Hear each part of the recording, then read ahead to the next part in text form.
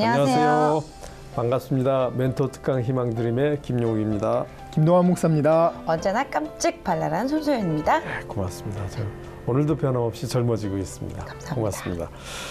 우리 미켈란젤로의 수많은 명작, 명화 중에 시스틴 성당의 벽화 혹시 기억나세요? 이렇게 천지창조? 손가락 이렇게 네. 서로 가리키고 하나님과 아담 이렇게. 전 그걸 평범하게 봤었는데 요전에 한 글을 보니까 하나님은 쭉 손가락을 똑바로 뻗으셨는데 아담은 약간 다소 거만하게 이렇게 비스듬하게 앉아가지고 이렇게 했는데 손도 툭 떨어뜨렸단 말이에요. 근데 하나님하고 아담하고의 손가락 사이 간격은 이만큼밖에 안 돼요. 그러니까 사실은 좀 거만하지 않은 자세로 똑바로 정자에서 쭉 뻗었으면 닿았을 텐데 아담이 이러면서 요만한 간격이 있단 말이에요. 근데 그게 혹시 하나님과 우리와의 관계에서 우리의 자세가 아닌가 하는 그런 생각이 들 때가 있어요. 목사님 어떠신가요? 그림처럼 정말 하나님께서는 우리를 향해 손을 뻗어주고 계시는데 네. 우리가 조금만 노력하면 우리가 마음문을 열고 하나님의 손을 잡을 수 있는데 네. 우리가 그러지 못하는 게 지금 우리 현대인의 모습 같고요. 그리고 또 너무나 많은 세상의 문화들이 우리가 하나님으로 향해 손을 뻗을 수 있는 그런 것들을 가로막는 것들이 좀 네. 많이 있습니다. 지금. 네, 그렇군요. 네. 그래서 이 시간에는요, 주께 더 가까이 가기 위해 음성 정보로서의 성경이란 주제로 이야기 나눠보도록 하겠습니다. 오늘의 멘토 모시도록 하겠습니다.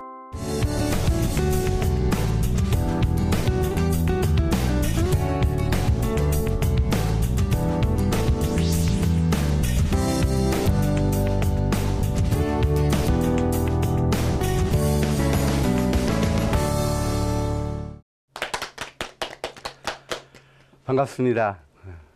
새벽 이슬 같은 싱그러움으로 가득 찬 이 땅의 젊은이들과 함께 귀한 시간 갖게 되는 것 먼저 하나님께 감사드리고 귀한 분들과 함께 하게 돼서 너무 감사합니다.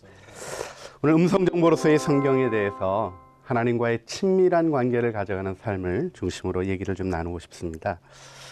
그 친밀함에 소원이 있는 것이 있죠. 그런가 하면 친밀함의 느낌을 가지는 부분이 있습니다. 하지만 하나님이 우리를 초대하신 것은 친밀함의 기쁨으로 솟아나는 아름다운 삶이라고 저는 확신합니다. 하나님과 친해지고 싶지 않은 사람은 거의 없는 것 같습니다. 하지만 그것이 막연한 희망으로 있는 사람이 있고 부르심의 소망으로 불붙는 사람이 있죠. 또 희미한 느낌으로 있는 사람이 있는가 하면 사랑의 기쁨으로 누리는 사람이 있습니다. 오늘 우리가 그 부분을 가는데 성경을 대하는 태도에 대해서 조금 함께 이야기를 나누고 싶습니다. 친밀함의 초대에 응하고 또 대화하는 관계로서의 신앙생활을 이해하는 게 중요하다. 저는 그렇게 얘기하고 싶어요. 신앙생활이 뭐냐고 물으면 대부분 자신이 하는 신앙생활에 대해서 뚜렷하고 분명하게 설명하지 못할 때가 참 많이 있죠. 삶이 묻어있는 것이 이야기하기가 조금 쉽지 않은 부분이 있는 것 같습니다. 하지만 신앙생활은 가만히 생각해 보면 하나님하고 대화하는 관계입니다. 하나님이 그 근본이 기쁨이시기 때문에 그분과 대화할 때 우리 안에 기쁨이 솟아나고 또 그분을 알아가고 그분과 가까워질수록 친밀함의 기쁨이 있게 되는 것이죠. 대화하지 않는 친한 사람이 혹시 있으신가요? 네, 있을 수가 없습니다. 근데 요즘은 이렇게 문자들을 많이 하죠. 친구들 사이에 문자들 참 많이 하는 것 같아요. 근데 부부가 문자만 하고 있다 그러면 어떤 일이 일어났을까요? 제가 보기에는 별로 이야기하고 싶지 않은 심각한 상태가 발생한 것이 아닐까 이렇게 추측하게 됩니다. 그렇습니다. 하나님과 우리의 사이는 주님이 우리를 친구라고 불러주시는 부분도 분명히 있습니다만은 성경에서 하나님은 우리와 결혼하셨다고 얘기하고 우리는 순결한 신부로 주님을 기다린다고 이야기하고 하나님이 이스라엘의 역사 속에서 하나님과 우리와의 관계를 부부관계로 표현하신 것을 보게 되죠. 그래서 우리가 아가서를 읽으면서 오히려 하나님의 사랑을 생각하는 은혜를 얻지 않습니까? 예, 주님과 문자로 교제하고 계십니까? 아니면 음성으로 교제하고 계십니까? 제가 오늘 먼저 던지고 싶은 도전적 질문입니다. 성경 고린도 후서 3장 6절을 보게 되면 그가 또한 우리를 새 언약의 일꾼 되기에 만족하게 하셨으니 율법 조문으로 아니하시고 오직 영으로 함이니 율법 조문은 죽이는 것이요 영은 살리는 것이니라 이렇게 말씀하십니다. 문자는 죽이고 영은 살린다 이렇게 말씀하시는 의미를 조금 생각해 보고 싶습니다. 어떻게 성경이 문자 정보라고 생각하십니까? 음성 정보라고 생각하십니까? 음성 정보요.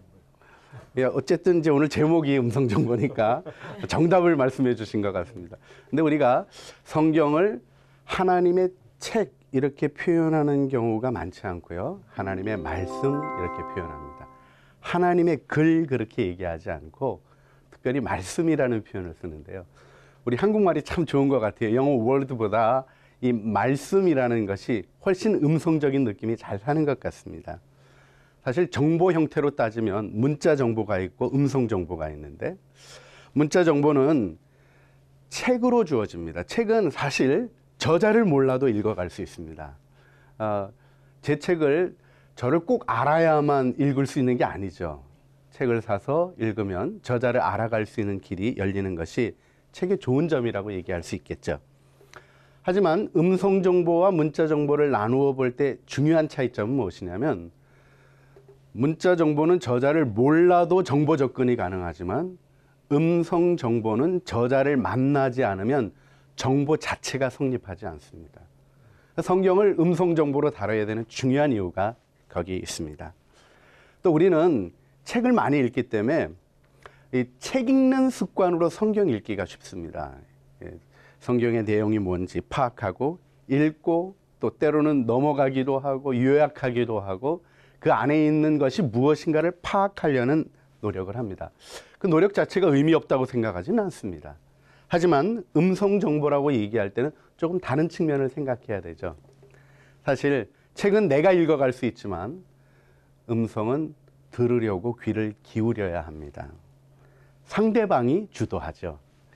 나는 듣고 관심을 기울이며 상대방의 의도를 알아가려는 마음의 기울임이 있을 때에야만 음성 정보는 의미 있게 우리 안에 다가오게 됩니다. 자, 성경을 원래 그 기록된 의미와 시기와 또 그 기록의 역사를 보게 되면 성경은 원래 음성 정보로 있었죠. 선포된 말씀이 기록이 된 것이 성경입니다. 그래서 우리가 기록된 성경을 읽을 때 그 안에 계신 예수 그리스도를 만나고 그분과 교제하는 은혜를 얻어야 된다고 확신합니다. 우리가 이 기록된 말씀이신 예수 그리스도, 기록된 성경에서 말씀이신 예수 그리스도를 만나는 이 작업을 생각할 때 도대체 그 음성이라는 것이 무엇인가 하는 것이 조금 설명이 필요한 것 같아요. 어떠세요? 하나님의 음성 그러면 어떤 느낌이 드십니까? 보통 하나님의 음성이 뭐라고 생각하십니까 하면 갑자기 하얀 할아버지가 나타나서 떨리는 음성으로 뭔가 얘기해 줘야 할 것 같은 그런 느낌을 가집니다. 그게 이제 우리나라 종교 문화가 그래서 그러니까 또 뭐 한편을 이해할 수 있는 부분이기도 하고요. 하나님의 음성 들었냐 그러면 무슨 그 영음이라 그러네, 무슨 신령한 소리를 좀 들어야 하나님의 음성을 들었다고 얘기를 합니다. 하지만 그 어떤 분은 이렇게 꿈에서만 하나님의 음성을 듣는다고 얘기하시는 분이 계셔요. 늘 꿈으로 인도하심을 받는다고. 너무 귀하시긴 한데 제가 보기에 그분이 신앙생활을 잘 하시려면 침대에서 안 나오셔야 될 것 같아요. 주님과 동행하는 게 우리의 길인데 환상만 본다 그러면 너무 환상만 보시다가 정신과 의사가 만나자 그럴 수 있습니다. 주의하시기 바랍니다. 예, 제가 은사를 폄하해서 표현하고 싶지는 않습니다. 하지만 은사 자체만을 추구하는 것보다는 하나님 그분을 추구하는 것이 중요하겠죠.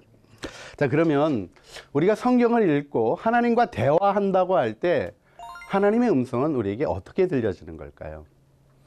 제가 이 부분은 달라스 윌라드라는 교수님의 도움을 많이 받았습니다. USC에서 현상학을 가르치시는 철학과 석좌 교수님으로 계시다가 아쉽게도 작년에 돌아가셔서 저희들의 마음에 좀 슬픔이 있습니다. 달라스 윌라드께서 음성을 어떻게 정의했냐면 하나님의 음성은 생각의 형태로 존재한다고 잘 설명해 주었습니다. 하나님은 영이시죠. 하나님의 음성은 녹음되지 않는다고 저는 생각합니다. 물리적인 소리를 내시는 분은 아니시죠. 물론 내실 수 있습니다. 그렇게 하실 때도 있습니다. 하지만 영이신 주님과 동행하는 우리의 길에 있어서 늘 물리적으로 녹음되는 소리만 추구한다면 그건 무언가 놓치는 많은 시간들이 있게 되겠죠. 하나님의 음성은 우리의 영혼을 울려서 나로 말미암지 않는 생각으로 내게 주어진다고 생각합니다. 우리는 물질을 창조하신 하나님, 그 하나님을 믿습니다. 그리고 예수님의 말씀대로 하나님은 영이시니 하는 말씀도 마음에 두어야 한다고 생각합니다. 그러니까 결국 기록된 말씀을 우리가 읽어갑니다. 소리를 내어 읽어가며 그 읽어가는 말씀의 내용이 내 영혼을 울려내서 내 마음의 생각으로 남아있게 하시는 하나님의 대화의 방식을 이해하는 것. 이게 하나님하고 친하게 지내는데 너무 중요하다고 생각해서 오늘 음성 정보로서의 말씀이라는 제목의 강의를 하게 되었습니다. 쉬지 말고 기도하라. 이것이 주님께서 우리에게 주신 사도 바울을 통해서 주신 명령이죠. 쉬지 않고 기도하려면 어떻게 해야 되나요? 제가 조금 이상한 거 해볼까요? 하늘에 계신 우리 아버지 이름을 거룩히 여김을 받으시오며 나의 마음에 뜻이 하늘에서 이루어진 거 이렇게 하라는 건 아니겠죠. 굉장히 괴로워집니다. 하나님은 그런 것 원하시는 것 아니죠. 근데 쉬지 않고 기도하라는 것은 우리의 삶에서 중요한 부르심입니다. 하나님과 열려있는, 하나님이 언제든지 말씀하실 수 있는 상태로 우리 자신을 두는 거죠. 저는 그걸 듀얼 모드라고 이렇게 부르고 싶어요. 요즘 멀티태스킹으로 일하시는 분들이 많은데 사실 그렇게 일하시는 분들 보니까 몇 가지 허접한 일들을 많이 하고 계시더라고요.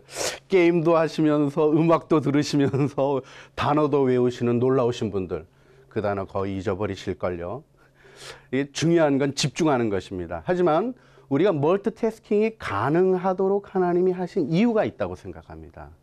그건 바로 우리가 대화하면서도, 사실 저도 이 순간 강의하면서도 하나님, 제 이 강의를 인도해 주세요. 주님, 하고 싶은 말씀은 없으세요?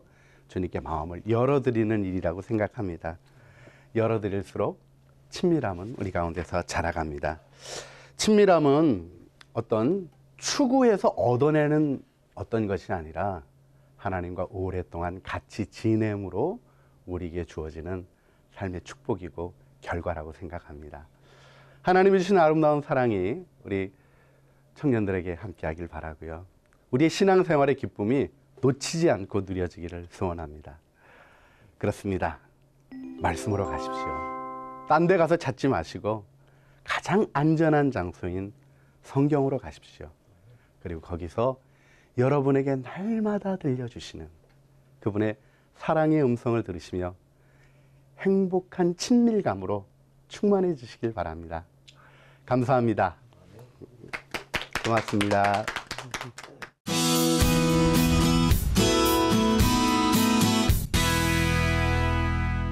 네, 홍기용 목사님 모셨습니다. 목사님 반갑습니다. 반갑습니다.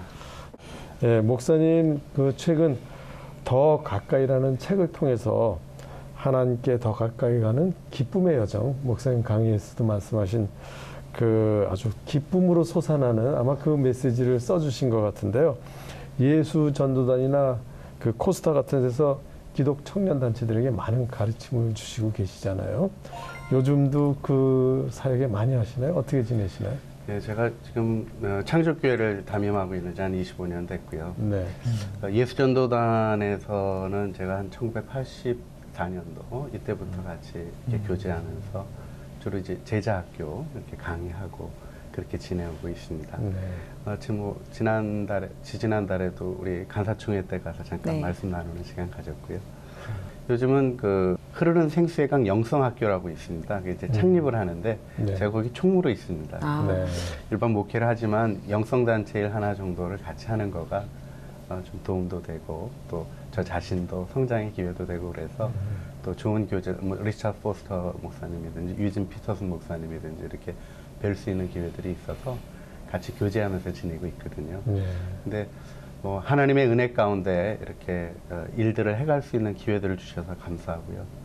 요즘은 그 한국 교회 문제가 좀 많이 마음이 힘들고 어려운데 필리비 안시 초청 집회하면서 우리 산안목적의 유기성 목사님하고 또 우리 교회 이찬수 목사님하고 또 필리비 안시하고 정말 교회의 문제를 그대로 놓고 보면서도 예수님의 희망을 얘기할 수밖에 없는 희망의 구조로서의 교회, 그 얘기를 우리 한국교회에 같이 나눌 수 있는 기회가 있어서 준비하면서 기도하면서 좀 그렇게 보내고 있습니다. 네. 목사님, 그 어렸을 때부터 교회를 다니고 또 모태신앙인 분들 가운데서도 사실 하나님이 안 보이시잖아요. 그런데 성경에서는 하나님을 만나야 된다. 또 하나님을 만나면 변한다. 그리고 하나님을 만난다는 게 구체적으로 어떤 의미고 또 만나고 나서 또 인격적인 교제로 더 깊이 그렇게 발전해 가야 되는데 목사님 어떻게 생각하세요? 사실 그 모태신앙이 좀 어려운 부분이 있는 것 같습니다. 그래서 농담도 있잖아요. 기도도 못해, 전도도 못해, 모태신앙 뭐 그렇게 얘기도 하는데 이 이유가 있는 거가 있습니다. 왜냐하면 저도 사실은 이제 한글을 제대로 배우기 전부터 성경을 들어야만 했고요. 한자 배우기 전에 용락모기 갈성탁 십자가상의 칠을 외우도록 우리 어머니한테 강요당했고요. 뭐 그 사실은 뭐 베드로 안드레 야고보 요한 빌립 바돌로메 도마 마태 뭐 이런 거 외우고 뭐 그런 식의 생활을 하게 되는 분위기 안에서 사실 신앙생활이 시작이 됐죠. 그리고 아버님이 목회를 하셨어요. 그래서 목회를 하시니까 뭐 아버님이 늘 말씀 전하시고 강단에서 말씀으로 야단 치시고 집에 와도 야단을 말씀을 치시고 우리 아버님 아주 꾸준하셨거든요. 근데 부인할 수 없는 게 하나님이 사랑이시다. 이건 뭐, 그 뭐 진리죠. 네. 뭐 지구에는 공기가 존재한다. 뭐 이런 것과 같은데 사실은 제게는 그림의 떡이죠. 분명히 사실인 건 알겠고 아버님이 개척을 많이 하셨기 때문에 뭐 기적도 많이 보면서 자랐습니다. 근데 그게 과연 나를 향한 것인가에 대한 기회를 가지는 거는 쉽지 않은 것 같아요. 제게도 계기가 있었던 것 같습니다. 사실 하도 제가 70년대에 이제 사춘기를 보냈거든요. 그때만 해도 길거리에서 예수 믿냐고 묻고 예수님 영접했냐고 확인하는 사람도 있었고요.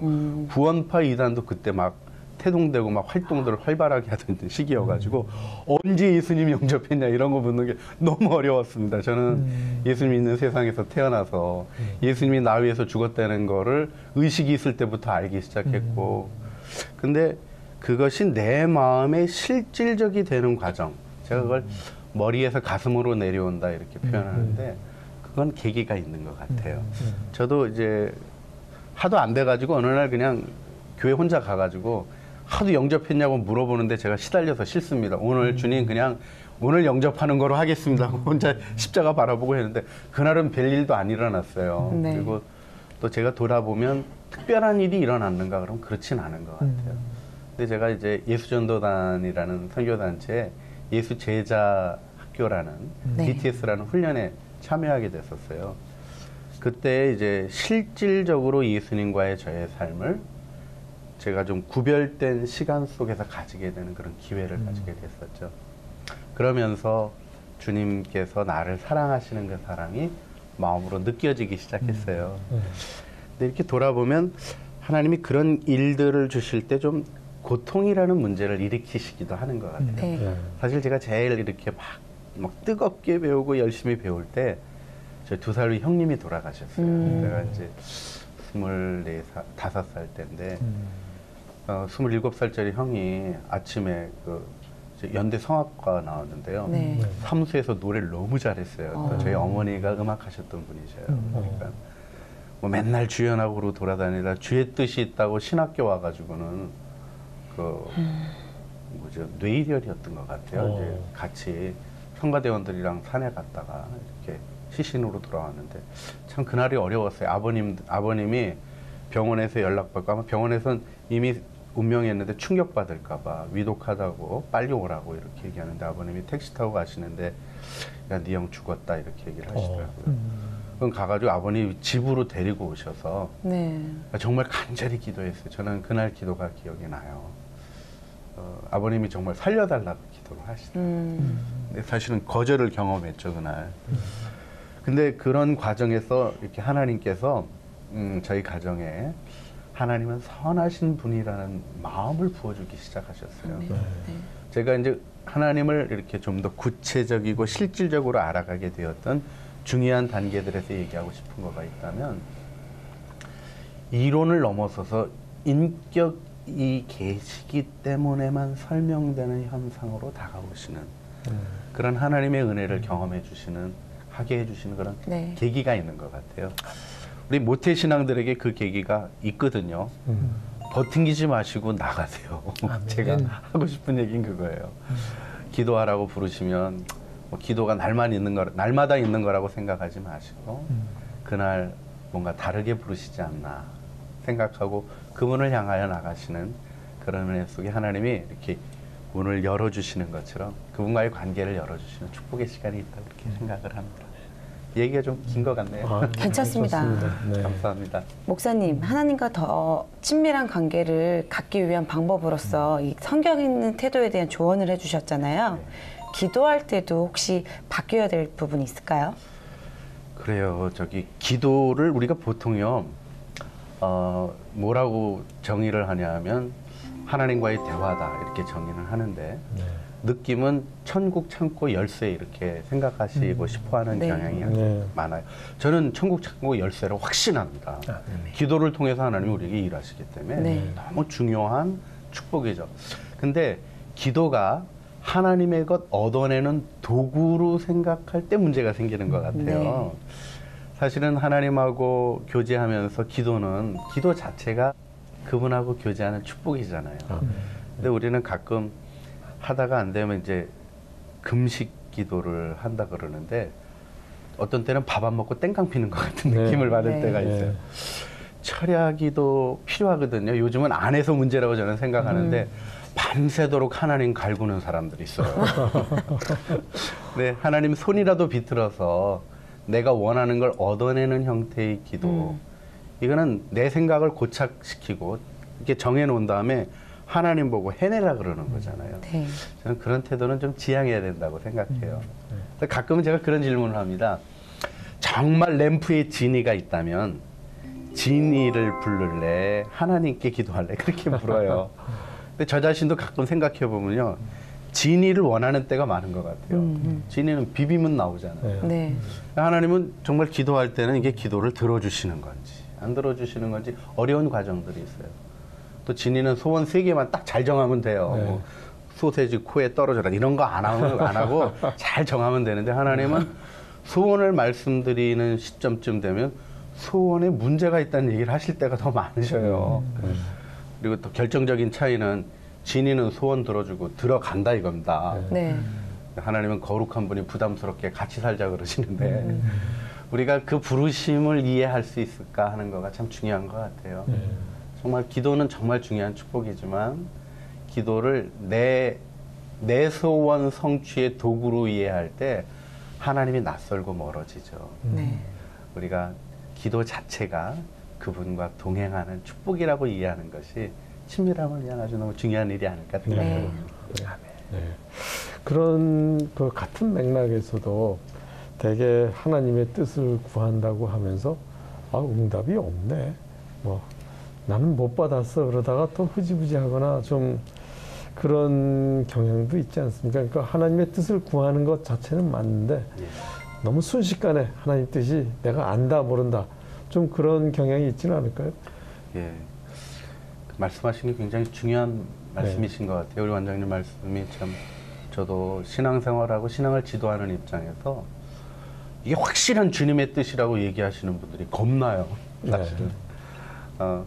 확실한 것보다는 신뢰하기를 배워야 될 것 같아요. 네. 저는 제가 저 자신을 볼 때 제가 죄인이어서 그렇기도 하고 부족한 게 많습니다. 그래서 그런지 확실한 게 없어요. 사실 이렇게 할 거야 약속했다가도 애들한테 야 아빠가 잘못 생각한 것 같다 좀 바꾸자 이럴 때가 참 많거든요. 사실은 우리의 연약함 때문에 확실한 거가 있을 수는 없어요. 근데 하나님과의 관계 속에서 확실한 걸 원하는 것이 사실은 하나님 그분을 구하는 것보다 나의 성공을 원해서 그럴 때가 많이 있거든요. 물론 성공은 좋은 것이고 하나님이 주신 축복이라고 저는 믿어요. 하지만 성공보다는 그분을 원하는 선택이 정말 중요하다고 생각하고요. 응답이 확실하게 주어졌다. 뭐가 확실한 걸까요? 하나님이 환상으로 보여주시고 네. 막 그냥 앉아있는 의자가 떨리는 소리로 들려주시면 확실한 걸까?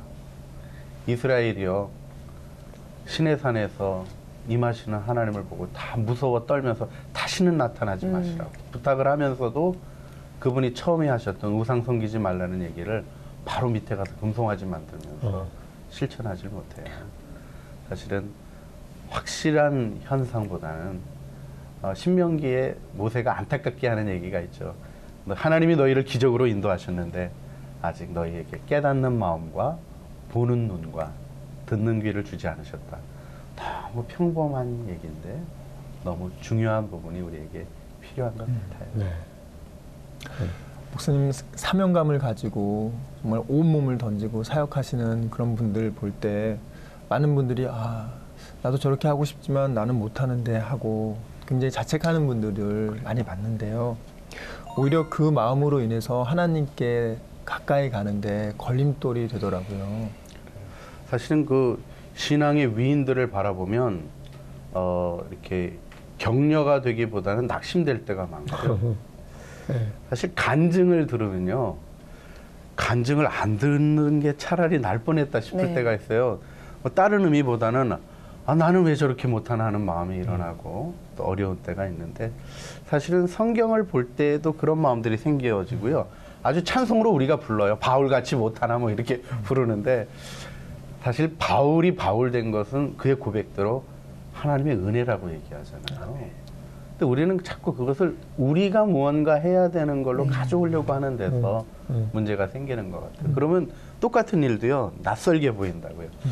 제가 로렌 커닝햄이라고 이제 예수전도단 시작하셨던 분이 어느 날 강의하시는데 재밌는 얘기를 하시더라고요.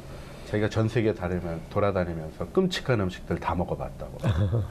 오늘 아침에 아직 태어나지 않은 질척질척한 걸 먹었다고. 되게 기분이 이상하잖아요. 네. 근데 그분이 아침에 스크램블 드셨거든요. 근데 같이 먹었던 사람이면 그 얘기가 아무렇지도 않게 농담하는구나 하고 들려질 수 있지만, 그 모여있던 사람들은 저 미국 사람이 희한한 걸 먹고 왔네 하고 다 얼굴들이 찡그러졌던 기억이 나요. 사실 경험하지 않으면 듣는 이야기가 낯설게 되거든요. 네. 아주 위대한 헌신을 이룬 분들이 다 동일하게 고백하는 게 있어요. 어쩔 수 없이 했다. 어쩔 수 없이라는 말은 하나님이 그분에게 주신 은혜 때문에 이루어진 게 아니겠어요. 네. 저도 순교할 자신 있냐고 딱 물어보면요, 겁이 많아가지고요. 전 요즘도 가끔 깜깜한 밤에 가는 거 겁날 때 있어요. 이렇게 심정적으로 약한 게 많아요. 근데 네. 너무 명백하게 천국과 지옥의 선택이 우리에게 다가온다면 우리 중에 누가 지옥을 선택하겠어요?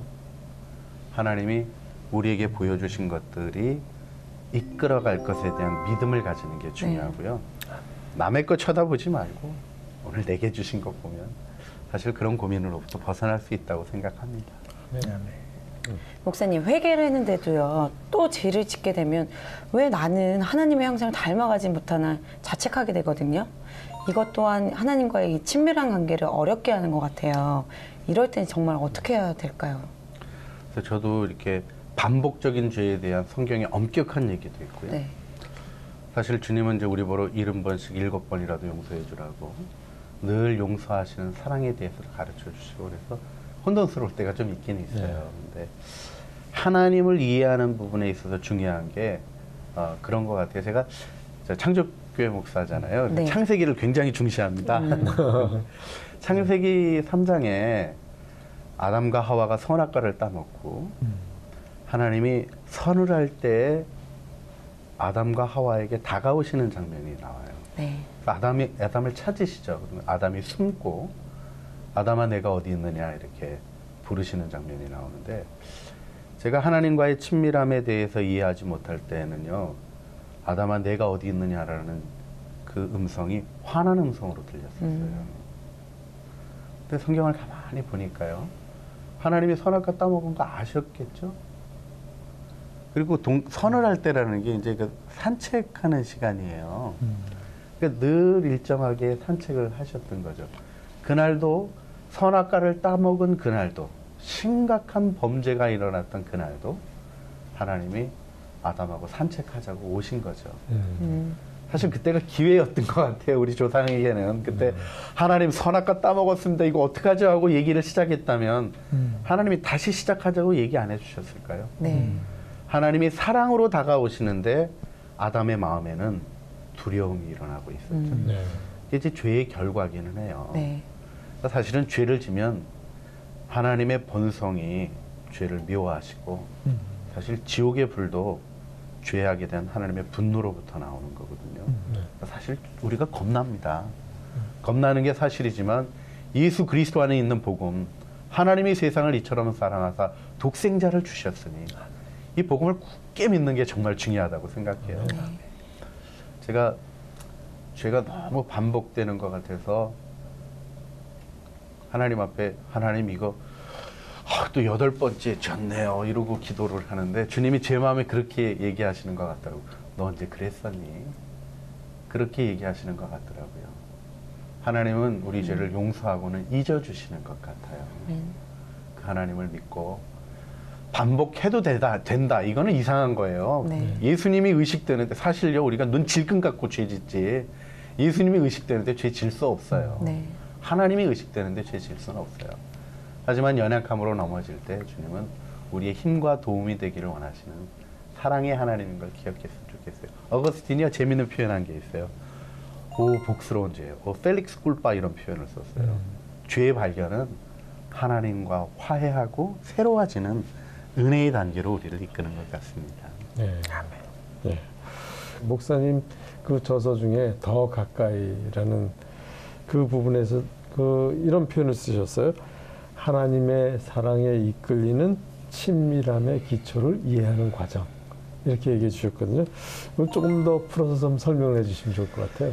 예, 제가 이제 그 책을 처음에 시작할 때 무지개 얘기를 좀 썼어요. 네. 사실은 제가 이제 2011년도에서 12년도 남아공에서 1년간 창조교회가 좀 안식년 하도록 허락해줘서 저기 선교센터에서 이제 안식년을 했었어요. 근데 남아공이 거기 계절로는 겨울철 이렇게 비 오는 우기가 되면요. 네. 무지개가 너무 예뻐요. 아. 네. 근데 그 무지개를 다시 한번 느껴보는 시간이 있었어요. 근데 성경을 가만히 읽고 묵상하면서 그 무지개라는 말이 무기거든요. 레인보우라는 영어에서는 정확하게 비화살이잖아요. 아, 그러네요. 비화살을 쏘는 활. 그러니까 하나님이 무기를 거셨다라는 거죠. 사실 하나님이 다시 시작하는 노아와 그의 가족들에게 무지개 언약을 하셨다는 것이 저는 굉장히 중요하게 하나님을 제시해 주신 부분이라고 생각해요. 사랑이 이끌리는 여정이라고 얘기했던 게 어떤 의미냐면 결국 하나님이 사랑으로 건네오시는 이야기를 보자는 거죠.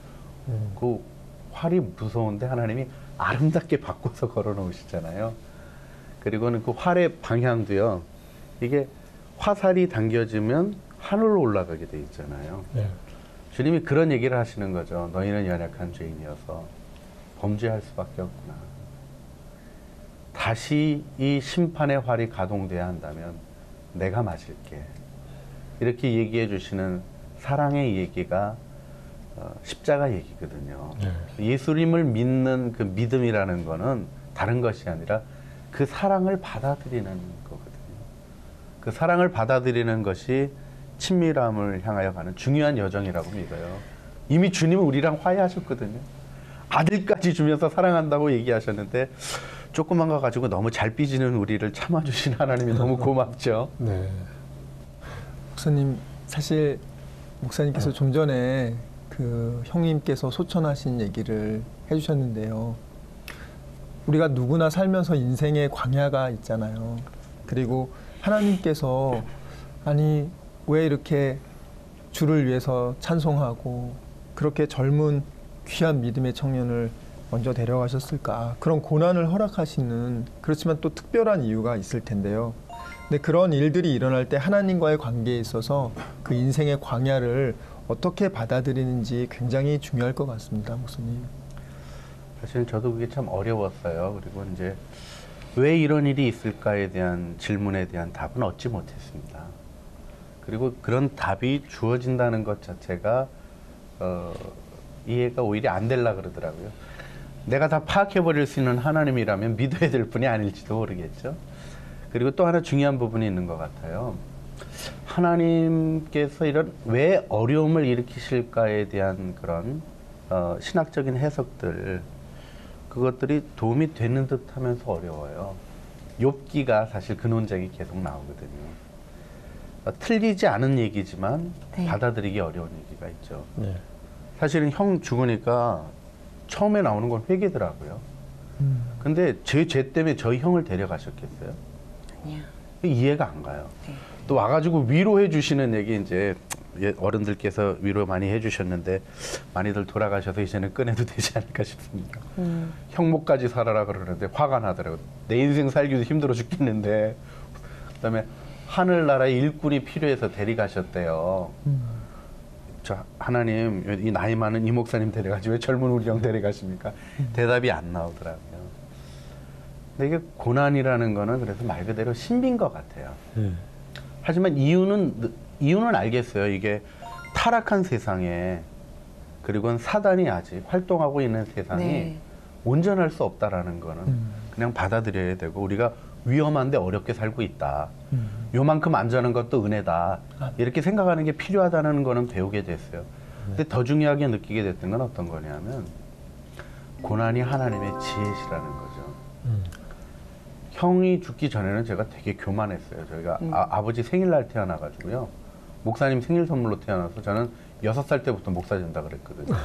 근데 딴 거를 얘기해 본 적이 없어서 나는 사명이 있기 때문에 안 죽어 뭐 이런 얘기 하다가 형이 죽으니까 죽을 수도 있구나 하는 거를 이렇게 받아들이면서, 사실은 제 마음 안에 있었던 사명이라는 이름으로 치장했던 교만을 내려놓게 됐었어요. 사실 어려움은 이해되어지지 않지만 그 어려움에 대한 해결책을 찾으려고 많이 노력하는 그 네. 과정에서 하나님이 오히려 우리를 이끄시는 것 같아요. 근데 진통제는 아니라 이겁니다. 제가 이제 꼭 우리 선생님이 계신데 이런 말씀 드리려니까 진짜 번데기 아파서 죽는 없는 것 같은데, 진통제가 치료제는 아니잖아요. 맞습니다. 네. 근데 진통제가 완화시켜줘서 도움이 되는 부분은 있지만, 근본적인 치료는 고통이 있을 때 문제의 위치를 알고, 고통이 있을 때 그 일을 해결할 수 있는 방법을 찾을 수 있게 되는 것 같아요. 그래서 우리가 그 광야를 축복이라고 얘기하기는 전 지금도 싫어요. 네. 제가 늘 농담같이 얘기합니다. 이제 고난이 자신 있는 분은 누구든지 제 것 좀 가져가 주세요 이렇게 얘기하는데, 그럼에도 불구하고 하나님이 주신 고난을 이렇게 해결해야 될 문제로 보기보다는, 도로스 세이어즈라는 그 영국의 신학자가 그 표현을 했어요. 그 Problem to be solved. 해결해야 될 문제로 보지 말고 work to be done. 이루어야 할 작품으로 우리가 가져가자 하는 말이 제게서는 참 좋은 해결이었던 것 같아요. 우리 저기 손주를 봤거든요. 우리 큰애가 이제 아기를 낳았어요. 근데 사실 의학적으로 가장 큰 고통이 아기 낳는 거라고 그러시더라고요. 네. 우리 고통이 있으면 병원 가서 띄워놓고 오고 싶어 하잖아요. 네. 근데 그 가장 큰 고통의 원인이었던 그걸 병원에다 놓고 오는 사람은 아직도 못 봤어요. 네. 우리가 고통의 과정을 통해서 주어지는 생명을 귀히 여기는 그런 태도가 필요하지 않나 생각해 보게 됩니다. 네, 그 목사님 늘 이렇게 흐르는 그 맥락 중에 하나님과의 관계는 지속적이어야 된다. 동행하는 거다라는 그 네. 가르침을 주셨는데, 어떤 때는 우리가 영적으로 확 충만한 것 같다가 어떤 때는 뭐 시들한 것 같기도 하고 지칠 때도 있단 말이에요. 또 그 지금 젊은 청년들은 또 그런 그 좌절감이나 이런 그 변동을 많이 느낄 텐데요. 어떤 도전의 말씀을 해주시는 게 적절할지 말씀을 해주시죠. 이제 감정이 내 영혼의 상태를 표현해줘요. 그래서 네. 조금 이런 표현이 있어요. 감정은 내 영혼의 주소다. 사실 성경을 읽을 때도요, 나를 따르라는 그 말씀이 흥분되는 사람은 헌신의 준비가 된 사람이고, 네. 네. 부담스러운 사람은 준비가 안 된 사람이고 이렇게 내 상태를 보여주는 게 감정이거든요. 그래서 감정을 정확히 보는 게 굉장히 중요합니다. 근데 문제는 우리가 자꾸 감정에 기대어 살라고 해요. 감정은 보여주는 현상이지 우리가 기대어 살아야 될 분은 오직 하나님 한 분밖에 없거든요. 그래서 사실은 감정의 기복이 있다라는 것은 내 삶이 영적인 과정을 걸어가고 있다라는 걸 보여주는 아주 건강하고 좋은 특징이거든요. 네. 뭐 늘 충만하다. 그렇죠. 충만하죠. 근데 그 충만이라는 게 내가 느낌 좋은 게 충만이 아니라 그분이 내 안에 계신 게 충만이잖아요. 네. 그걸 믿음으로 받아들이고 낙심이 될 때에도 그 낙심을 느끼게 하시는 것도 은혜 아니겠어요. 아멘. 네. 사실 낙심을 느끼고 뭐 우리가 확 죽어버리고 싶다 이런 마음이 드는 순간에도 생명의 귀중함을 일깨워 주시고 주님께 나가도록 인도하시는 부르심이 있다는 것을 알아가고 그래서 그분을 의지하는 것이 제일 행복한 길이라고 생각을 해요. 네. 감정은 중요합니다. 하지만 감정을 기대지 맙시다. 아멘. 요즘 영화에서 그 얘기가 나오더라고. 목숨에 기대지 말고 명랑대사인가요? 네. 우리가 기대는 일을 하지 않았으면 좋겠어요. 목사님, 앞으로 사역을 통해서 어떤 계획과 비전을 가지고 계신지 마지막으로 말씀 좀 부탁드릴게요. 제가 그 흐르는 생수의 강 그 총무로 있으면서 사실 기독교 대안학교 선생님들의 영성 훈련을 부탁받았어요. 근데 이제 그거가 어떤 거냐면 예수 제자 양성하시겠다는 선생님들이시거든요. 네. 제가 그분들을 섬길 수 있다는 거가 좀 마음에 흥분이 되고 좋아서요. 이번에 이제 창립 컨퍼런스가 10월 9일에도 있고 샘물교회에서 샘물학교에서 또 박원주 목사님께서 수고하고 계신 샘물학교에서 그 일도 진행돼요. 그래서 제 마음에 그런 일에 대한 소망이 생겼어요. 요즘 기도하면서 좀 행복하게 지내고 있고요. 교회는 저희가 내년이 저는 굉장히 그 의미 있는 해라고 생각해요. 저는 이렇게 막 연수 따지고 그러는 건 안 좋아하지만 예레미야가 70년이 차면 이렇게 얘기했던 부분이 있어요. 근데 네. 내년이 해방과 분단 70년이에요. 그래서 하나님께서 그 북한에 무너졌던 재단들에 대해서 회복의 은혜를 주시길 바라는 마음으로 요즘 기도하고 있고요. 저는 북한 선교를 생각해요. 아버님, 어머님 다 이북 분들이셔가지고 제가 북한의 재단을 위해서 그 회복을 위해서 뭔가 해야 되지 않을까 요즘 기도하고 특별히 이렇게 그 사업과 함께 연결돼서 복음이 증거되는 그 비즈니스 에즈 미션 이런 쪽으로 북한 선교에 대한 부분들을 고민하고 있습니다. 네. 그 홍경 목사님 말씀을 들으면서 정말 우리가 성경을 볼 때는 그냥 책을 읽는 게 아니니까요. 하나님의 음성을 들으면 우리가 동행하는 그 과정이고 그를 통해서 그 교제, 꼭 좋은 일만 생긴다는 게 교제가 아니라 그 깊이가 있을수록 그 교제가 우리의 인격적으로 다가오는구나 하는 걸 배우는 귀한 시간이었습니다. 목사님 오늘 귀한 말씀 감사합니다. 감사합니다.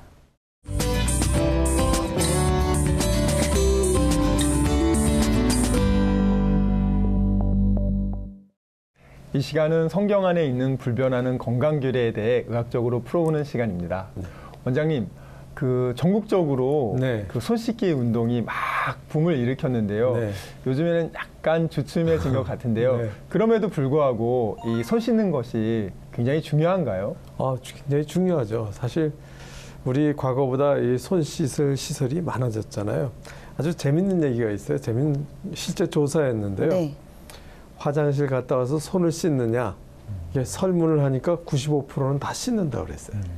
그래서 그게 사실인가 보려고 그 공항에 그 화장실에 CCTV를 놓고 실제로 봤어요. 검사를 해봤어요.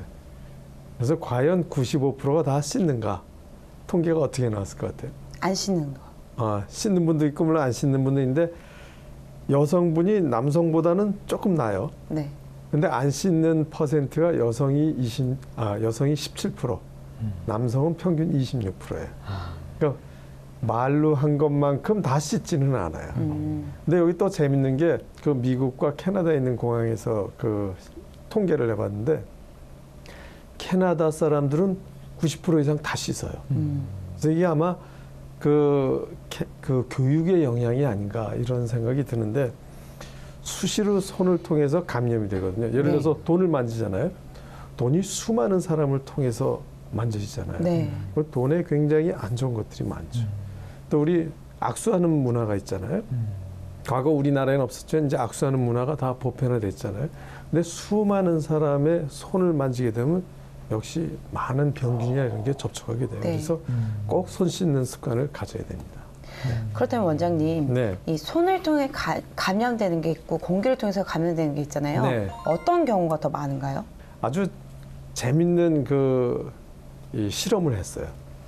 10명 건강한 사람, 10명 바이러스에 감염된 사람. 그러니까 20명이죠. 20명을 요 밀폐된 공간에다 놓고 봤어요. 근데 대신 접촉은 안 하게 했어요. 그랬더니 바이러스에 감염된 사람은 한 20%밖에 안 됐어요. 근데 10명 똑같은 조건에서 10명 건강한 사람, 10명 바이러스 감염된 사람하고 신체 접촉을 허용했어요. 그리고 검사를 해봤더니 어땠을 것 같아요? 다 감염됐어요. 100% 감염됐어요. 그러니까 손으로 접촉하고 신체 접촉으로 감염되는 게 훨씬 많다는 게 증명이 되는 거죠. 네.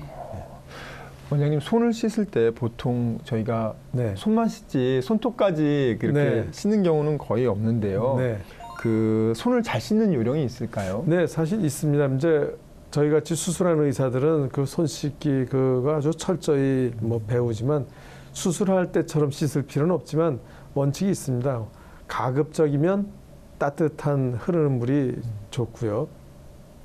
그 비누나 이런 걸 묻히잖아요. 근데 묻힐 때 꼭 손톱 밑에도 묻혀서 거기까지 들어갈 수 있도록 씻고 한 적어도 10초에서 15초까지는 씻는 게 바람직합니다. 되게 금방 쓱 나오잖아요. 네. 그거보다 한 10초에서 15초. 그리고 씻을 때 특히 우리가 잘 안 씻기는 게 요 손가락의 사이 부분 있잖아요. 이런 데가 잘 안 씻기거든요. 그래서 거기까지 철저하게 씻어주는 게 손을 철저하게 씻으면 자신의 위생을 지키고 동시에 우리가 접촉하는 사람들의 건강을 더 도와주는 게 되기 때문에 적절한 환경에서 꼭 씻도록 하고, 그러나 때로는 그 세면 시설이 없는 화장실이나 이런 데 갈 때가 있잖아요. 그럴 때는 그 위생 일회용 그 수건 이런 걸 가져가서 꼭 씻어주는 게 바람직합니다. 근데 이런 게 신기한 거는 우리 성경에 보면 손 씻는 거 혹은 더럽혀진 것은 물로 얼마 저녁 동안 담궈두라든지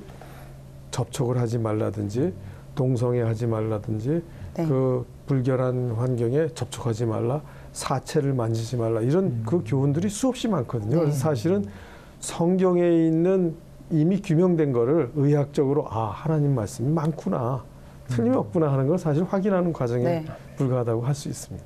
원장님 말씀대로 앞으로 저 손소연 손을 앞으로 깨끗이 씻도록 하겠습니다. 네, 좋습니다. 네, 감사합니다. 네, 감사합니다. 네, 이 시간에는 음성 정보로서의 성경이라는 주제로 홍경 목사님과 이야기를 나눠봤는데요. 요새 그 젊은 분들 많이 하잖아요. 문자 네. 보내는 거. 네. 말 안 해도 다 되지 않냐 그러는데 사실 그렇지 않잖아요. 우리가 이렇게 대화를 나누는 음성 속에는 그 사람의 표정도 담겨 있고 인품도 담겨 있고 그냥 글로 쓴 거와 다르잖아요.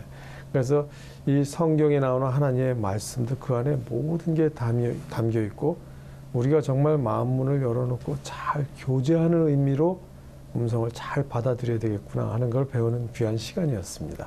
목사님 오늘 어떠셨나요? 저는 너무 은혜 많이 받았고요. 네. 홍경 목사님 참 하나님께서 귀하게 준비시켜 주셨구나. 네. 하나님께서 수많은 여러 가지 일들을 통해서 한 명의 준비된 일꾼을 만들기 위해서 하나님이 그렇게 많은 귀한 멘토들과 또 귀한 아버님 목사님을 통해서 잘 준비시켜서 이렇게 정금과 같이 준비돼서 많은 청년들에게 정말 하나님의 생명의 말씀을 전한다는 게 너무 감사했고요. 네. 그리고 하나님의 말씀을 볼 때 우리가 그 말씀을 통해서 하나님이 우리에게 말씀하시는 곳을 우리의 생각 가운데 하나님이 깨닫게 해주시고 저희가 말씀을 읽을 때 그냥 문자적으로만 볼 것이 아니라 꼭 기도하고 성령의 비춰주심 아멘. 만큼 우리가 말씀을 깨달을 수 있습니다. 그래서 내 지성으로 말씀을 읽는다고 해서 다 이해할 수 있는 게 아니니까 먼저 하나님께 겸손하게 기도하고 그리고 하나님 말씀하시면 그 말씀 속에서 깨달음을 우리가 꼭 실천하는 그런 아멘. 믿음의 일꾼들 됐으면 좋겠습니다. 아멘. 손자매 오늘 어떠셨나요? 저는 항상 목사님 말씀 끝나면 미투 이렇게 끝내고 싶은데요. 네. 저는 목사님께서 하나님과 가까이 하는 것이 인생의 복이라는 말씀해 주신 말씀이 제 마음속에 정말 와닿았거든요. 네. 정말 주님과 가까워지도록 성경도 정말 목사님께서 말씀해 주신 대로 열심히 읽고 또 거기서 끝나는 것이 아니라 실천하는 네. 그런 삶이 되기 위해서 정말 노력해야 되겠다는 생각했습니다. 네, 우리 성경 말씀을 통해서 하나님과 더 깊은 인격적인 교제가 이루어도록 그 기도하고 성령님의 은혜 속에 아주 규칙적으로 성경 말씀을 보는 시간을 갖도록 애써야 된다고 생각이 됐습니다. 그럼 저희는 다음 시간 또 다른 멘토를 모시고 찾아뵙도록 하겠습니다. 감사합니다.